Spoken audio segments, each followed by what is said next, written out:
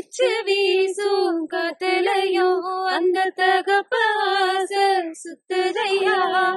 வெடிச்சு பூக்கும் விதையிலும் ஒரு வம்சத்து கதையே உள்ளதையா.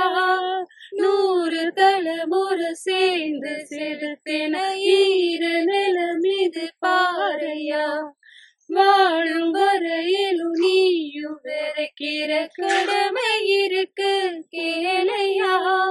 கோடி விளக்கா ஏந்தி கிடந்த வீடு இருண்டது ஏனையா. மாட விளக்கா நீயும் வரத்தா வீடும் ஏங்கி நிற்கதையா.